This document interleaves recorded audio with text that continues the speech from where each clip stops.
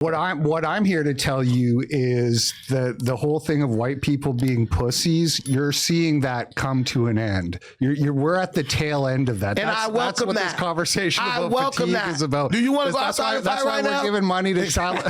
That's Look at Adam's face. I was like, oh, please no. Again We're with this. not doing that. He's had many near fights. You look like you have a pretty good bench, man. Listen. I just benched today 545 3 times. Seriously? Anyway, yeah. So here's the thing. Well, I got to work out. All these dudes want to fight me. That is a lot. But here's the thing. This is what I'm trying to tell you.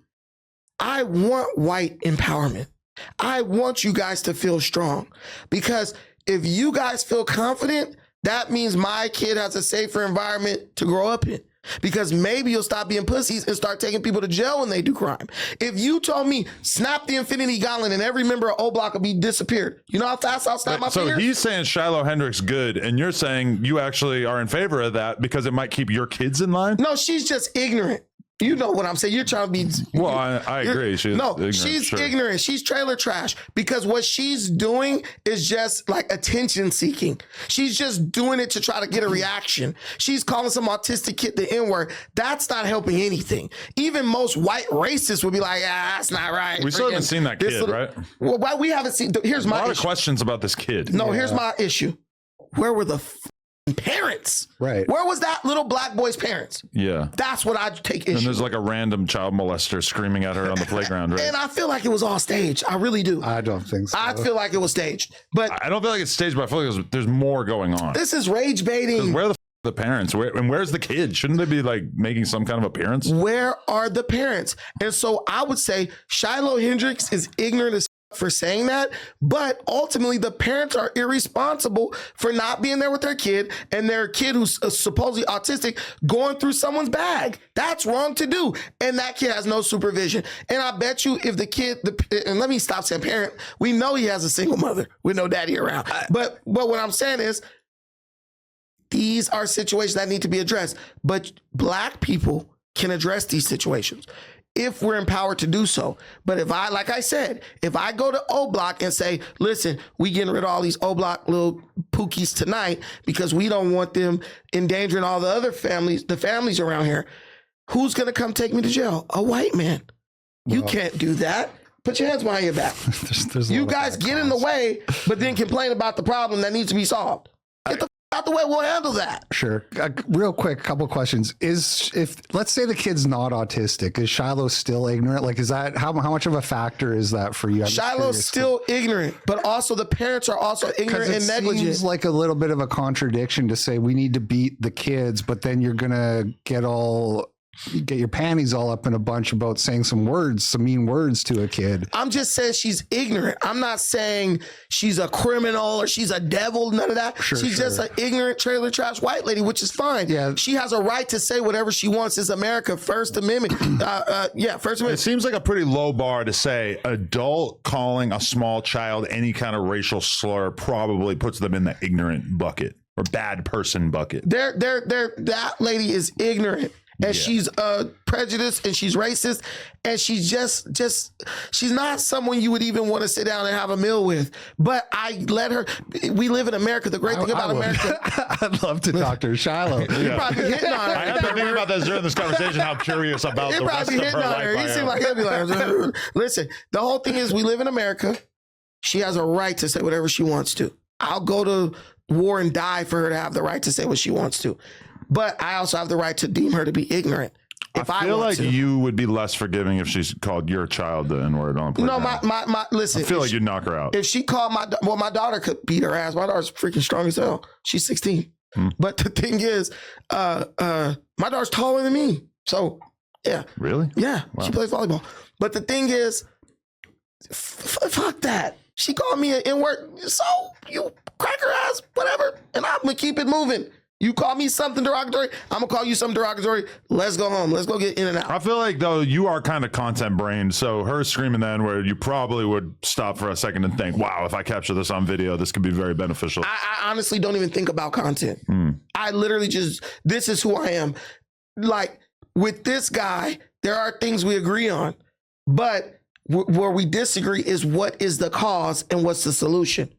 I believe that white people need to let black people handle certain communal issues on our own, because there's nobody in this room who would argue against the fact that if you would allow black men fathers to go get rid of O Block without no repercussions, O Block would have been gone years ago, because organized men will always outbeat unorganized boys. Or when they was 8 years old and we remember back in the day when your neighbors could whoop your ass? We need to bring that shit back. Hey, you see my kid doing something, his ass up and send him home. That would have negated O Block, because those kids would have been like, I can't do nothing around here. And you know, like, it's like a dog. If you do it while the dog is small, they have a heightened sense of its effectiveness. So when they get huge, what are they? They're still afraid of the newspaper. Even though if you hit them with the newspaper, it's not going to hurt them, but they still think it in that same vein. That's why black people have like this reverence for their mothers. Like, don't say nothing about my mama. It's almost like it gets instilled in you to the point where now you even unknowingly perpetuate that. So now you do it to your children and your children do it to their children. We erased that when we told parents, if you do any type of trauma to your kid, and trauma is not just hitting, we're going to remove them from you and you might go to jail. You made parents afraid to discipline their children, and the children are now fucking wild, including white children. Maybe not at as high rates, but it's including them. Look at these white kids occupying these schools at college. I sent you to school to go get an education. Now you talking about Palestine fighting with the police. That's a lack of discipline. You're trying to get laid, you got to say free Gaza. Well, it's mostly Listen, real. that In college, you got to do it. And guess what? What happened? When men started being pussies, our women went out of control. But what I'm saying is, you see the white kids embodying the same type of degeneracy and anti-authority attitude, just in a different median. They're still fighting the cops. They're still boarding up college facilities and not listening to authority. That's the same shit, just playing out in two different theaters. Yeah, I feel like we're winding down here, so I don't want to kick off a whole debate about the way. Just to finish my point about Shiloh, like, just to make it clear on what I was trying to say there, is that it's not like you think she's ignorant. I understand that perspective. That's pretty You know she's ignorant. I think I'm not going to victim blame. She was getting robbed by a thief. She was getting robbed by a child. She was frustrated. So I'm not going to, I don't think the kid was 5. That's a whole, we saw the kid. He was like a little ass. I don't think we saw the kid, He's right? a little black kid. There was a screen cap that people were saying was the kid. He looked like he's about 10, 11. The guy 12. moved the camera to the kid. The kid was like 6. The kid was like this tall. He was standing on a jungle gym, dude. No, yes, he was. He was standing on a jungle gym. So he was this tall, standing on a 3-foot jungle gym. He was way up there on the jungle. He was LeBron James. I'm saying his height. He was tall. I have a 4-year-old. My 4-year-old's like this. Well, maybe about like this tall. This kid was like this tall. Okay. But anyway, what I was trying to say is, going back to white people not being pussies, this is why people gave money to Shiloh. It's because she did something kind of wrong, right? If we want to agree that what she did was wrong, that it sort of had to be. You had all these other cases like the Central Park Becky, or whatever they called her, the city bike Karen. Remember in New York, this nurse went to like get her rent a bike, and a bunch of black kids said that she stole their bike, and she got smeared in the media. This keeps happening to people. Right. And the people, they didn't really do anything wrong. Like the Central Park Becky, she called the cops, and she had her life ruined because she called the cops on a black man that was making her uncomfortable. And everybody said she's this horrible, terrible racist. So Shiloh, she kind of did something a little bit wrong. She said the power word, the word you're not allowed to say. And that's why she got so much support, because it was people saying, you know what? We're at the end of our rope. This is like a warning. This is a shot across the bow to the black community. We're tired. We're tired of putting up with this kind of thing. That's what the whole situation was. Mikey, you need to get a shot of this guy like dead on, because he hates Jewish people, but you look Jewish as hell, especially with those glasses. You put a little yarmulke on this dude. I do get that. I know. If you put a little yarmulke on this dude, they wouldn't even know. They'll be like, Rabbi. Yeah, I did my DNA test just to make sure, and I'm all angry because people say that, man. I'm Like, looking at this guy's beard, the nose, the eyes. I'm just like, this guy is Jewish. We are seeing how the sides are not allowed to play the same game, though, because I'm sure if he started telling you what he thinks you look like, What do you this think I look conversation like? would What go do a you think I different look way. like? I don't know, a fridge. Refrigerator Perry. He's just dude. I'm just listen, man. What was I supposed to say? You mean like a gorilla or something? I also like that you guys have essentially chosen like the same outfit for today. Yeah. I mean, slightly different jean styles, but pretty close. But I mean, the thing is, we're dealing with people here, right? And people have a tendency to hyper focus on what they dislike and not look at things from a holistic perspective. So that's all I want people to do. Like, yes, black people are fucking up. We're doing shit. But you're not giving us the ability to self-correct. Even children, you give them the space to self-correct. Let's see if they'll get this right on their own. White folks, because of their virtuous nature, are like, no, we gotta like go in and interfere and all that shit. And that is why gangs took over black neighborhoods. That's why, because the righteous guy, the man who has he's justified in doing something, he still has to go to court. He still has to go on trial. He like the situation with Daniel Penny in the New York subway where he killed the black guy. Yeah. 100% right. I agree with him. Yeah. Jordan Neely was a freaking criminal and he was crazy. And black people on the train said that Daniel Penny was a hero. But do you realize that guy had to go to a trial for that?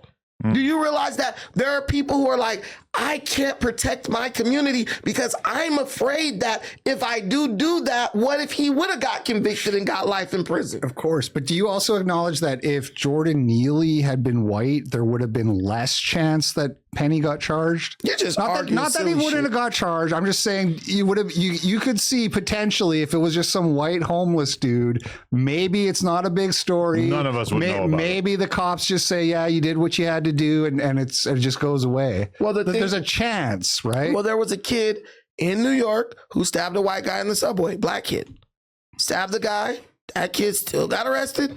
That kid still, everything happened the same. So they're like, oh, wait, hold on. The white guy was like trying to kill everybody. yeah, he was like crazy. I didn't hear Look this it up. story. People are like paralleling those two cases.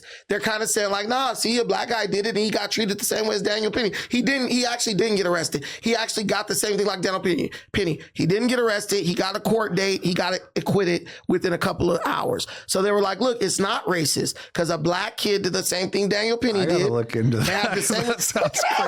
He stabbed a dude? He stabbed a dude. He was on the train with his girlfriend. Daniel Penny wasn't trying to kill the guy. Stabbing somebody is a pretty violent The guy was a crazy guy attacking people on the subway. They're literally damn near the same. See, Jordan Neely was threatening to kill people though.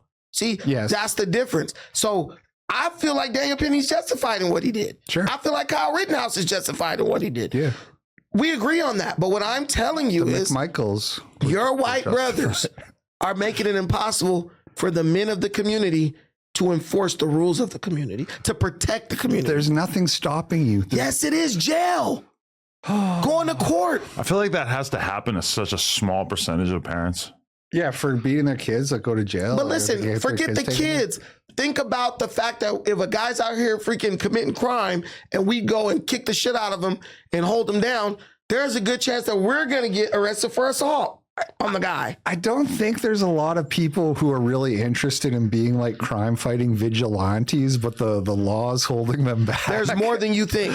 There's more than you think. Just like there's people who want to fill their own potholes in their street because they're tired of hitting it every day. But if you touch it, you're going to jail. The thought process I had when I saw Daniel Penny choke that dude out was like, holy I would never touch that dude. That dude probably stinks. I don't even like sitting next to a bum the on cops the didn't they didn't resuscitate him because they were afraid of getting whatever. I could smell him through the screen. Yeah. But were you in the military? No. Okay, so that's what I'm telling you. Daniel Penny was a military man. Right. So he's already like in that protect and serve mode. So what I'm saying is, what if you let those military dudes say, and I keep using O Block, but man, there's some stuff happening in our cities. Dudes are shooting each other.